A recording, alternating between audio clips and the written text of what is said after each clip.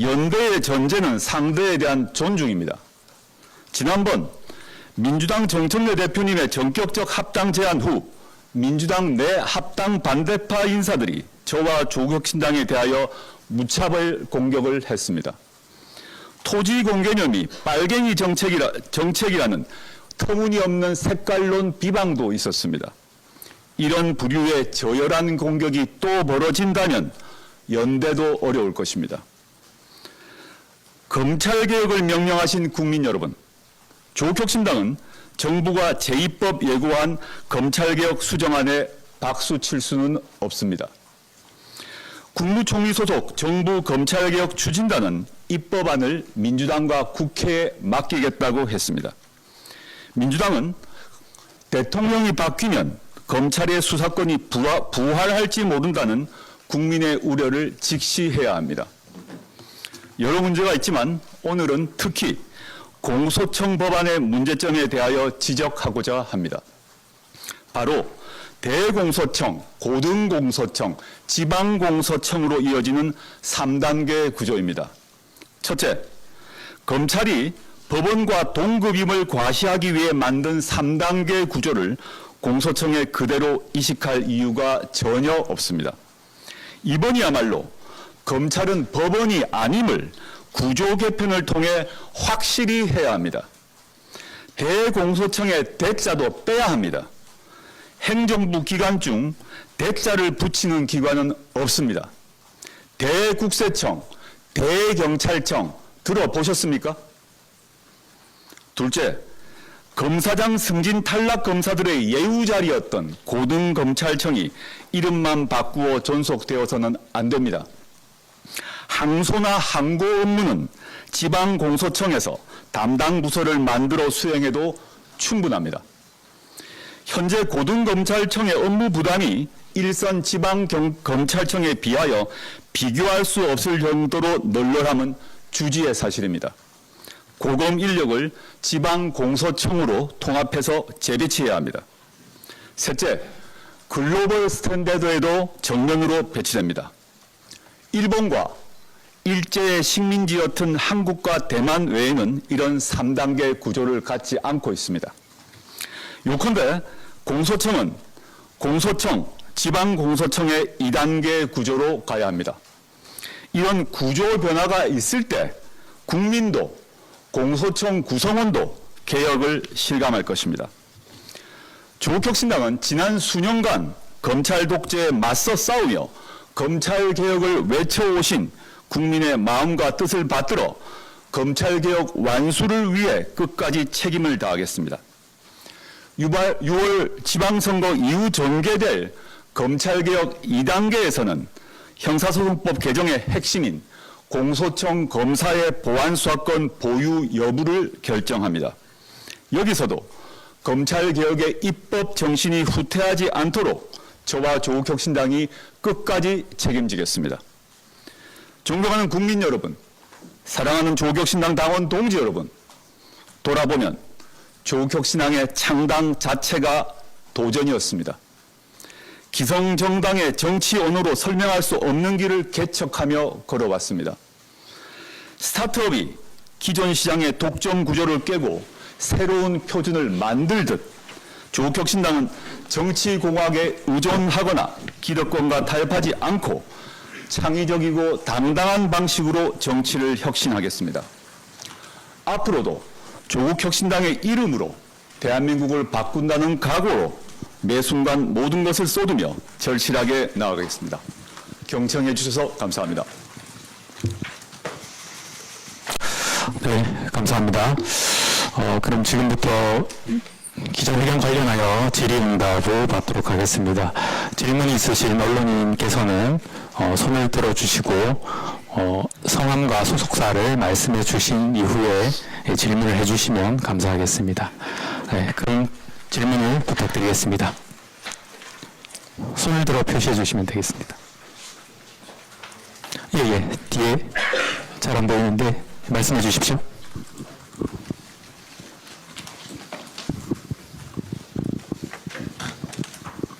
네. 안녕하세요. 잘 안 보이시면 동아일보 이승우입니다.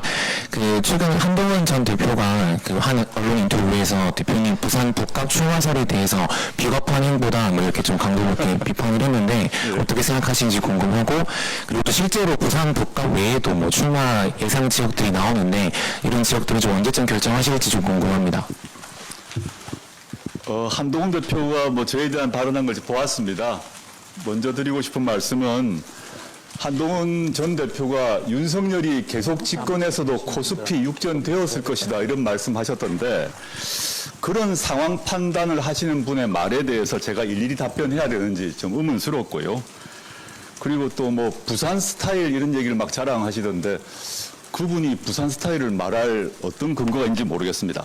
더 중요하게는 한동훈 씨는 검찰 독재 정권을 만드는데 가장 큰 역할을 한 사람이고 검찰 독재 정권의 황태자였습니다.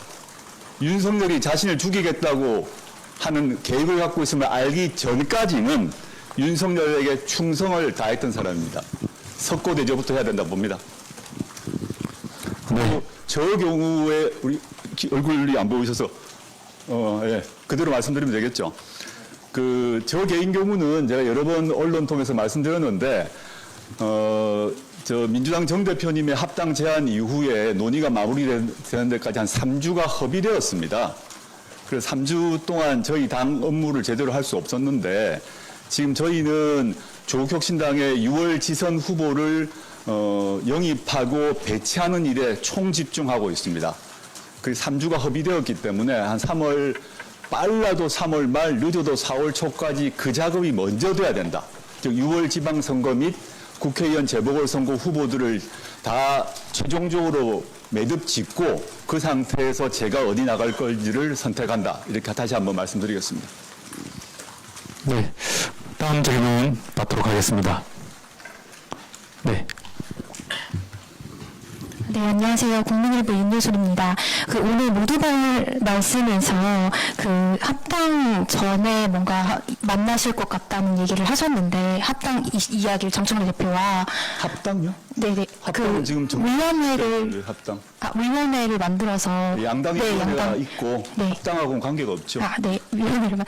네, 그렇습니다. 그런데 최근에 강두구 의원님께서 본인의 페이스북에 이제 조국 대표님을 향해서 강한 메시지를 내시면서 입장이 다르면 뭐 정책을 외도하겠다는 건 이런 비판을 좀 하셨는데, 그거에 대해서는 좀 어떤 입장이신지 여쭙겠습니다. 제가 모 유튜브 방송에서 하신 말 가지고 언급하신 것 같은데요.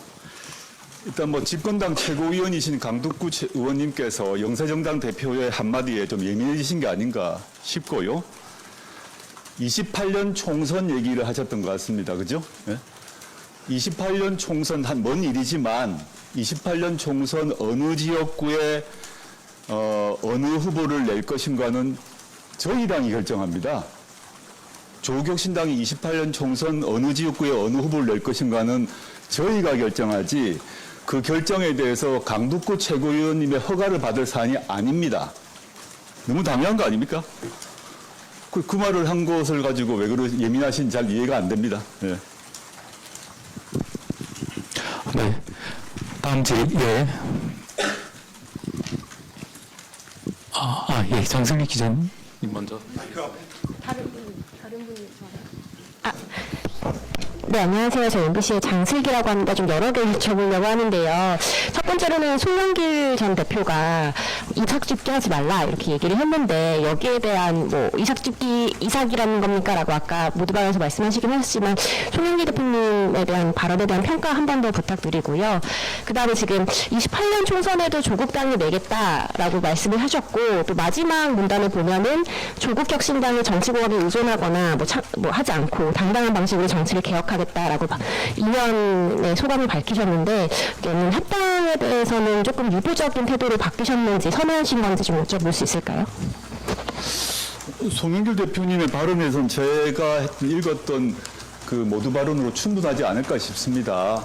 송 대표님 그 위협 수입 증거 배제 법칙, 그 증거법적 문제로 무죄 받은 거 축하드리고, 저희 당도 축하 환영 논평 낸 바 있거든요. 근데 갑자기 왜 송 대표님이 조국혁신당을 공격하는지 이해 불가다, 왜 그런 말씀하시는지 잘 모르겠다 라는 생각이 들고, 저희 당의 후보들을 이삭이라고 폄훼하신 거거든요. 그래서 제가 그건 답을 드려야 될 것 같습니다. 그래서 송 대표님께서 총선 시점에 소나무당이라는 당을 만드셨지 않습니까? 그때도 그 소나무당에서 저희 당을 맹공을 했어요. 찾아보시면 알겠습니다만은. 뭐 그때도 그러셨는데 이번에 민주당으로 돌아가셨는데 왜 갑자기 조국혁신당을 공격하고 저희 후보를 이삭이라고 얘기하는지 모르겠고, 그래서 제가 아까 말씀드렸듯이 저희 당 후보들이 변희재, 최대집보다 못합니까? 그렇게 말씀드리고 싶고, 두 번째 합당 얘기는 지금 아예 논의가 완전히 중단된 거 아닙니까? 그거는 물론 이제 양당의 추진위원회에서 만나서 얘기를 할 것인데 6월 지선 때까지는 연대 문제 얘기하는데 아마 집중될 것 같고, 합당 얘기를 하는 것은 그건 아니지 않나.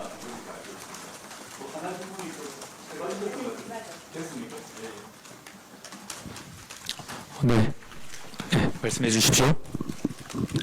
네, 대표님, 저 데일리안 김지훈 기자입니다. 방금 질문과 약간 연관되긴 했는데, 손흥길 대표 언급하셨는데, 이와 관련해서 민주당이 텃밭인 호남에서의 경쟁이 가지는 좀 구체적인 좀 의미에 대해서 설명을 부탁드리고, 그리고 선거 연대를 추진한 상황에서 호남 경쟁이 좀 정쟁이 될 수 있는 가능성에 대해서 좀 보시는지 궁금합니다.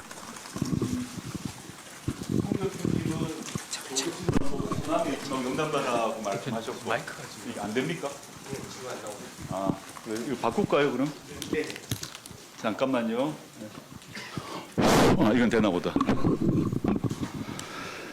그런 말씀하신 거에 대한 저의 반론은 이미 말씀드린 것 같습니다. 말씀드린 것 같고, 조국혁신당은 일관되게 호남에서는 경쟁, 비호남에서는 연대를 얘기해왔는데 그 이유가 단순히 지역 때문이 아닙니다.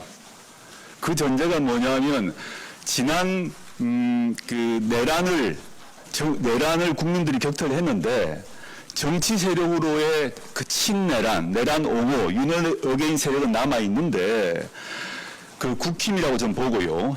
국민의힘이 당선될 가능성이 호남 지역에서는 사실상 0이죠. 그럼 그런 경우는 경쟁을 하더라도 아무런 문제가 안 생긴다는 겁니다. 즉 내란 극우에 대한 정치적 심판과 축출이 이번 6월 지방선거의 저는 목표라고 생각을 하기 때문에 그 목표에 전혀 지장을 일으키지 않는다.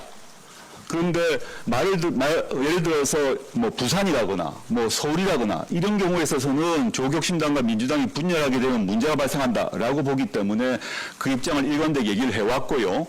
그리고 예를 들자면 이건 사실은 최근만이 아니라 지난 전남 담양 재보궐선거를 생각해 보시면 될 것 같습니다. 전남 담양 재보궐선거에서 민주당 후보와 조국혁신당 후보가 경쟁해서 조국혁신당 정철원 군수가 당선이 됐지 않습니까? 근데 그 정철원 군수가 당선되고 난 뒤에 담양 군정에 아무 문제가 발생 안 했습니다. 정철원 군수가 뭐 국민의힘을 돕는다거나 편승한 일도 없었습니다.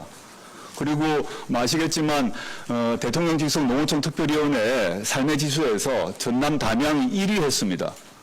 즉 전남 담양 국민들의 삶에는 아무런 변화가 없고 오히려 나아졌다는 거죠. 그런 경우는 얼마든지 경쟁을 하는 게 맞다라고 보는 거죠. 그래서 이렇게 저는 보고 있고 저희 당은 그렇게 주장을 해왔는데 송영길 대표께서 갑자기 호남에서 다 빠져라. 그게 일단 첫째 그런 자격이 있는지 모르겠고요. 두 번째는 그게 호남에 계신 국민들에게 무슨 도움이 되는지도 모르겠다 생각합니다. 그 정도 답드리면 되겠죠. 네. 다음 예, 말씀해 주십시오. 민중에서는 최근 기사인데요.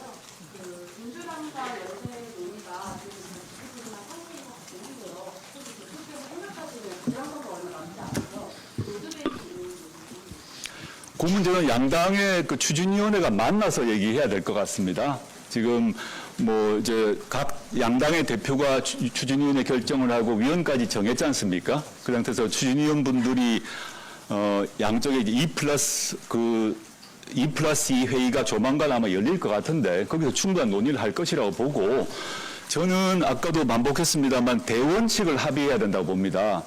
세밀하게 뭐 지분이 이러니 저러니 이런 얘기를 하게 되면 그 테이블이 깨질 거라고 보고요.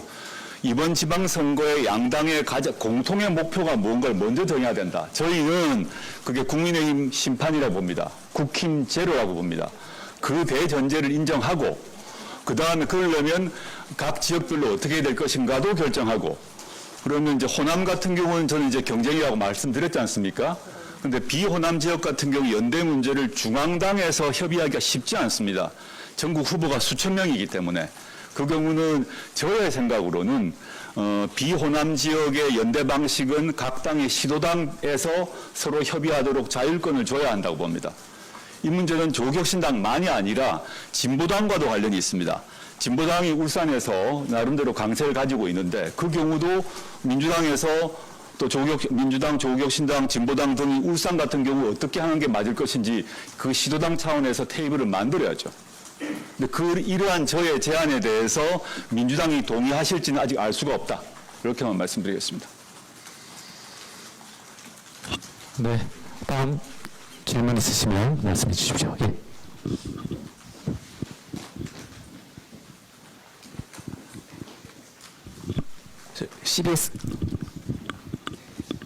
CBS 김영준 기자라고 합니다. 두 가지 좀 질문드리겠네요. 첫째는 얼마 전에 이준석 대표 길이 좀 바람직하다는 취지의 발언하셨던 것 같은데 그 조국혁신당과 민주당의 관계가 개혁신당과 국민의힘의 관계랑은 좀 상이한 점이 있는 것 같아요. 그래서 그 점에 착안해서 좀 더 설명을 해주셨으면 좋겠고요. 두 번째 질문은 지금 모두 발언을 들어보니까 지방선거에 나서는 각오를 말씀을 해주셨는데 아까 정철원 군수 말씀하셨던 것처럼 지역 시민 국민들의 삶을 어떻게 바꿔야 되는가에 대해서는 약간 좀 중앙당 차원에서 아직은 좀 설명이 부재한 것 같습니다. 그래서 대표님이 생각하시는 실질적인 그분들의 삶을 개선할 비전, 그러니까 뭐 검찰개혁, 뭐 내란 심판 이런 거 제외하고도 그런 건 어떤 게 있는지 궁금합니다. 네.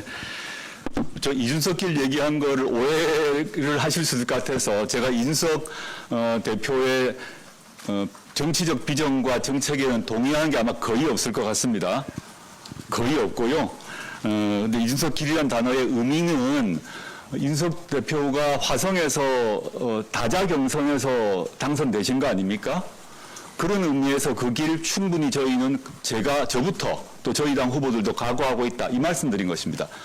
혹시 몰라서 이준석 길이 조국이 이준석처럼 된다는 말로 오해될까봐 다시 한번 말씀드리고, 저는 선거연대란 것을 하는 것이 항상 어렵고 또 마지막에 타결되기 마련인데 아무도 알 수가 없죠. 그런 경우는 저부터 제가 어느 지역에 나가든 간에 다자 경선 경우를 전제로 하고 이기는 것을 당연히 그런 각오를 가지고 해야죠. 너무 당연한 거 아닌가 생각하고요. 두 번째, 오늘 기자회견에서 그 각 지역 단위의 민생 문제에 대한 얘기는 하지 않았습니다. 그 문제는 저는 시도당 차원에서 각 후보들이 각 지역에 맞는 맞춤형 공약을 내고 있습니다. 한번 찾아보시면 예를 들어서 뭐 정철원 군수는 물론이고 제가 영입해서 지금 여수에서 1, 2위 하는 정철환 전 전남행정부지사 같은 경우도 거기에 맞는 구체적인 정책들이 나와 있기 때문에 한번 그걸 보시라고 권하고 싶습니다. 제가 전 지역에서 하나하나 말씀드릴 수는 없다. 뭐 예컨대 부산의 기장, 울산의 울주, 뭐 여기는 이러한 공약이 있습니다. 소개하는 것은 좀 시간 관계상 좀 어렵지 않나 싶어서요. 그렇게 미루도록 하겠습니다. 그리고 중앙당 차원에서 대원칙 같은 건 있지 않을까요? 중앙당 차원의 대원칙은 당연히 제가 추상적 구호로는 조국혁신당이 지금까지 얘기해왔던 사회권, 주거 문제, 보육 문제, 이런 문제를 강화하는, 즉 시도당 차원은 물론 그 시도당도 그런 큰 기준에서 가는 거죠. 특히 지방정치 같은 경우는 지방행정부와 지방의회가 만들어지면 거기서 사용할 수 있는 예산 문제가 있습니다. 시골 농촌 지역 같은 경우 예를 들자면 노인들이 많이 계신데 병원에 가려면 도시로 가야 돼서 힘듭니다. 그래서 과거 곡성 같은 경우는 순회형 의료 버스를 만든다. 버스 안에 의료진을 갖추고 곡성 곳곳을 돌아다니면서 어르신들 진료를 하는 정책을 낸 바 있고, 이런 식으로 각 지역별로 다르다. 도시는 도시대로, 농촌은 농촌대로 거기에 맞는 민생 강화 정책, 그게 아까 주거 문제든 돌봄 문제건 의료 문제건 다종다기하다. 근데 큰 틀은 그런 민생에 관련된 그런 여러 인권의 문제를 중시한다.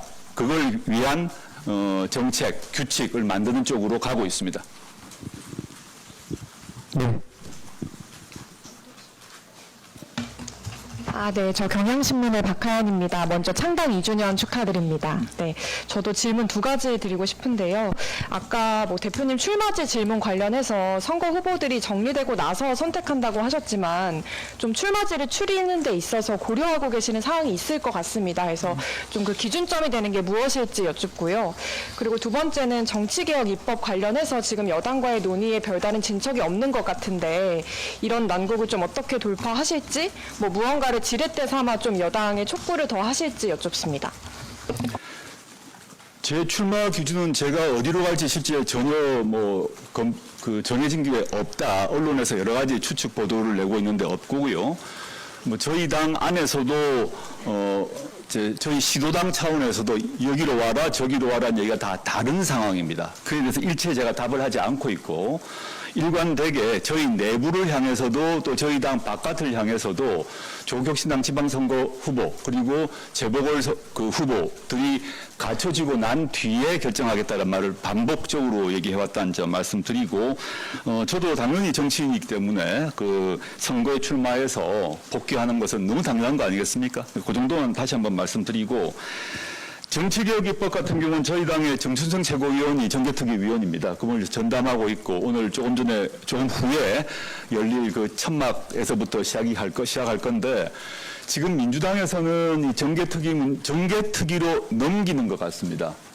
정치개혁의 문제에 대한 조국혁신당 등의 요구를 정개특위에서 논의하면 되지 않냐라고 넘기고 있고 근데 정개특위에서는 특히 이제 민주당과 국민의힘이 관심이 있는 게 지역구 부활 정도의 공동의 관심이 있어서 일치되고 있는데 그게 아니라 표의 등가성 문제를 높이는 것 이런 문제에 대한 요구는 아직 논의를 못하고 있는 것으로 알고 있습니다. 저는 정개특위에 넘길 게 아니라 민주당 지도부가 책임지고 결단을 해야 된다고 보고 있습니다. 그래서 그 문제도 추후에 민주당 지도부와 좀 논의를 해야 된다. 정개특위로 넘길 사안은 아니라고 봅니다. 네. 말씀해 주십시오. 네, 한겨레 김윤도 기자라고 합니다. 대통령께서 어제 오늘 페이스북에 개혁 관련해서 좀 자신의 구상을 좀 설명을 좀 주셨었는데 대표님 그걸 좀 어떻게 보셨는지 궁금하고 두 번째로 아까 모두 발언에서 검찰개혁 공소처법 관련해서 3단 구조로 2단 구조 정도 이렇게 말씀 주셨는데 그게 입법 과정에서 받아들여지면은 그러면 동의할 다른 부분은 조금 수정이 안 되더라도 동의할 수 있는 수준인 건지 궁금합니다. 제가 이제 지금 공소청 법안 중에서 3단계 구조만 얘기했지 않습니까? 근데 검찰개혁 법안은 패키지이기 때문에 중수청 법안도 따로 있지 않습니까? 좀 중수청 법안 경우도 문제가 있다고 좀 보는데 뭐 하나를 얘기하자면 저는 특히 사이버 범죄가 들어간 게 문제라고 봅니다. 원래 검찰개혁 지금 이번에 만들어지기 훨씬 전부터 문재인 정부 말기에 했고 그 법안만 보더라도 부경공선방이었거든요. 부경공선방으로 좁혀놨는데 사이버를 이번에 추가를 했어요. 즉 중수청의 관할 범죄를 왜 사이버를 넣어서 늘렸는지 그러면 경찰 원래 수사기관의 중심인 경찰청의 사건이 또 줄겠죠. 그에 대한 설명이 사실 없습니다. 원래는 부패 경제 등이었다가 한동훈 씨가 법무부 장관 때 등을 확대해서 대폭 늘렸다가 문제가 돼서 부경공선방으로 줄였는데 이번 정부 법안에 사이버를 넣었어요. 저는 그거는 잘 납득하기 힘들다. 그것도 빼야 된다고 보고 저는 세밀한 법안 문제는 제가 여기서 말하기보다는 빨리 민주당과 저희 조국혁신당이 서로 논의를 해서 지금 정부가 두 번째 법안을 냈지 않습니까? 근데 수정이 쉽지 않을 것 같긴 합니다만은 그래도 최소 범위 내라도 좀 수정이 필요하다라고 봅니다. 지금 보면 제가 이제 모두 발언에서 얘기를 했습니다만은 지금 이재명 정부는 오랫동안 검찰 독재 정권과 싸웠던 국민들의 열망이 반영된 정부입니다. 네, 지난번 2차 정부 법안 발표 이후에 검찰 독재 정권과 싸우고 이재명 정부 수립을 위해서 싸웠던 주권자 국민들의 실망이 많이 터져 나오는 것 같습니다. 이 점을 잘 경청을 해서 가능한 범위 내에서 고쳐야 된다는 생각을 갖고 있고요. 대통령께서 쓰셨던 글은 저도 봤는데, 이제 대통령의 입장에서 보게 되면 여러 상충되는 요구가 있을 수밖에 없고 그것을 적정 범위 내에서 이제 절충하고 묶어낼 수밖에 없다는 점 충분히 이해가 됩니다. 물론 구체적인 얘기 하지 않으셨지만 지금 최근에 발표된 검찰개혁 법안도 좀 관련이 있다는 암시를 하시는 것 같긴 합니다. 그래서 저는 그 대통령님의 입장 충분히 이해를 하고 그렇지만 입법의 최종 권한은 국회에 있기 때문에 대통령님의 생각을 존중하면서도 검찰개혁을 열망했던 국민들의 의지가 반영된 그런 수정은 필요하지 않나 그런 생각입니다. 네, 이제 한두 개 정도 질의를 더 받고 이제 마무리를 하도록 하겠습니다. 꼭 질의해야 될 사안이 있으신 분 손을 들어주시면 감사하겠습니다. 예. 여기 계시군. 네, 저 서울경제신문의 노회철 기자입니다. 그 대표님께서 말씀해주신 게 이제 빨라도 3월 말 그리고 늦어도 이제 4월 초까지는 지방선거 이제 재보궐선거 후보에 대한 작업 배치 작업에 집중하시겠다고 하셨는데요. 지금까지 그래도 그 논의하시면서 좀 구체화된 지역이나 후보들이 있으면 좀 설명을 부탁드리고 그리고 지금 민주당에서는 이제 광역단체장 3개 지역에 대한 단수 공천을 진행을 했는데 그 지역을 포함해서도 그 후보자에 대한 낼 계획이 있으신지 지금 검토 중이신지 부탁드립니다. 저희가 민주당의 그 일정에 따라갈 수는 없습니다. 저희가 이제 그 규모도 작고 또 준비 정도도 늦었고 또 3주를 허비했기 때문에 똑같이 갈 수는 없다는 말씀 드리고 그렇지만 다음 주부터는 공식적인 인재 영입 발표를 할 겁니다. 한 주에 한 2번 정도씩 해서 인재 영입 발표를 하고 그 인재 영입 발표를 하고 나면 그다음에 저희 공천관리위원회에서 후보 결정 작업이 있다 정도만 지금 말씀드리겠습니다. 이건 약간 조심스러운 얘기라서 미리 제가 밝히긴 힘들 것 같습니다.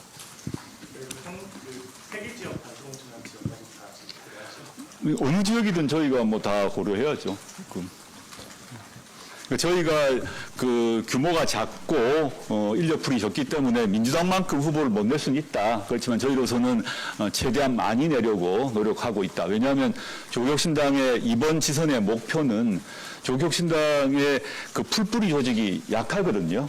그래서 이번 6월 지방선거를 통해서 조국혁신당의 풀뿌리 조직을 만들고 강화하는 게 목표이기 때문에 가능한 한 후보를 많이 낼 생각입니다. 네. 또 질의 있으시면 마지막으로 하나 더 받고요. 없으시면 그걸로 종료를 하려고 합니다. 혹시 질문 있으십니까? 예. 없으면 마지막으로 다리가 저리신가 보다. 못 일어나신다. 네, 대표님 안녕하세요. 저 세계일보 박예빈이라고 합니다. 그 2일에 기념대회 하면서 자강 강조하셨는데요. 그러면은 지금 자강 역량 확보를 위해서 제일 최우선으로 강화해야 할 게 정책이든 인재든 방금 말씀하신 지역 기반이든 뭔가 우선으로 꼽을 만한 요소가 있다면 뭐라고 생각하시는지 궁금합니다. 우선으로 꼽으라고 한다면 전 사람이라고 봅니다.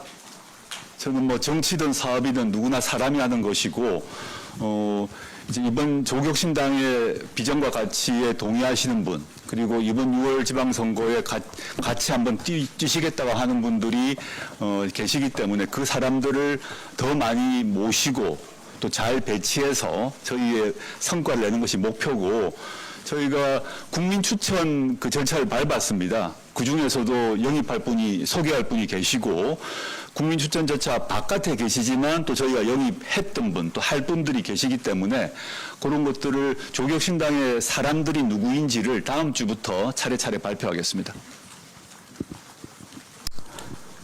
네. 그러면 이상으로 조국혁신당 창당 2주년 기자간담회를 마치도록 하겠습니다. 언론인 여러분들 감사드립니다. 예, 감사합니다.